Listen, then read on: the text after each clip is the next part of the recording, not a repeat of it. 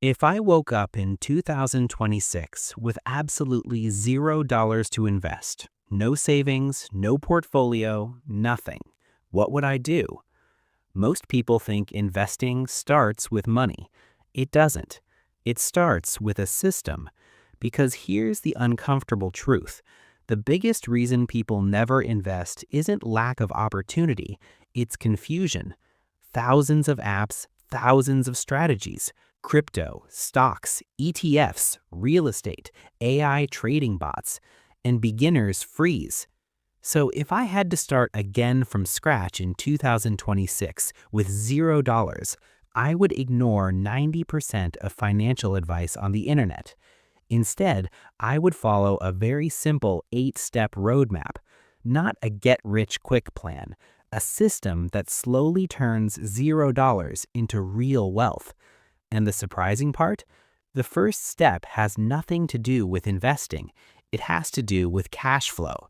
Because you can't invest money you don't control.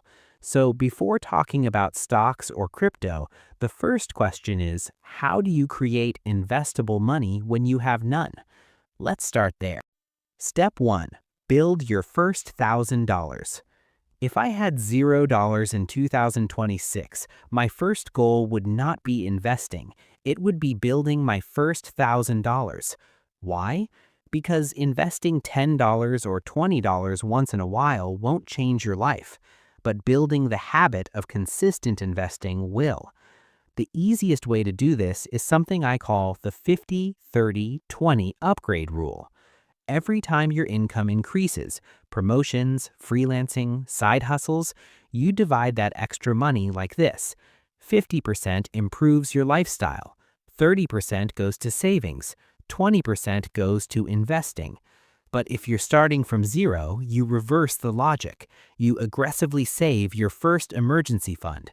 Your first milestone is simple. Save $1,000 in cash. This money is not for investing, it's for emergencies. Because nothing destroys an investment strategy faster than unexpected expenses. Car repair, medical bill, family emergency. Without a buffer, people panic and sell their investments. That's why the smartest investors start with financial stability first. Once the first $1,000 exists, now you're ready for step 2. Step 2. Kill high-interest debt. Before investing a single dollar, I would eliminate high-interest debt. Credit cards charging 20%, personal loans with huge interest, because mathematically, paying off high-interest debt is the best investment you can make. Imagine this. You invest in the stock market and earn 8% annually. Sounds great, right? But if your credit card charges 22% interest, you're losing 14% every year. That's like trying to fill a bucket that has a giant hole in the bottom. So step 2 is simple. Destroy the financial leaks. Focus on paying off the highest interest debt first. Once that burden disappears, your financial life becomes dramatically easier. And now we can finally talk about investing. Step 3.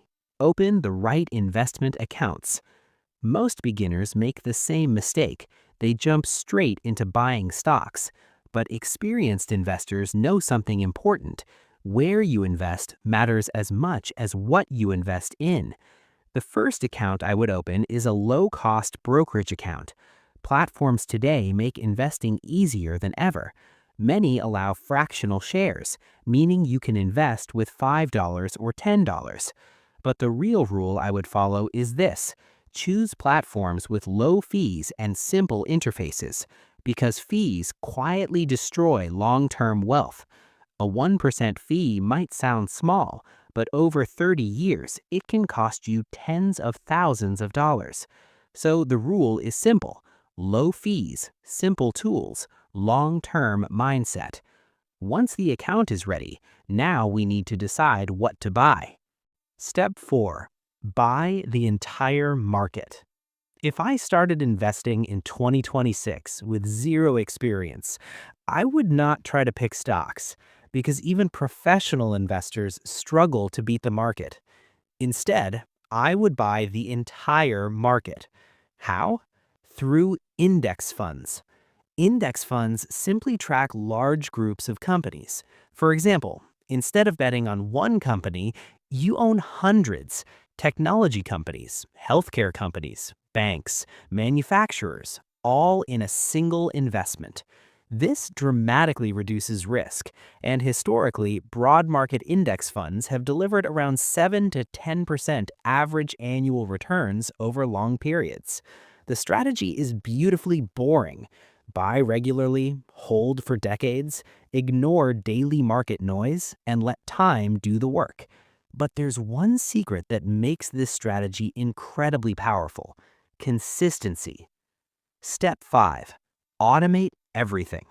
The biggest enemy of investing isn't the market, it's human emotion.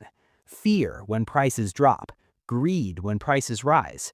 The solution? Automation. If I started from scratch in 2026, I would automate every investment. Every paycheck, a fixed percentage automatically goes into my investment account.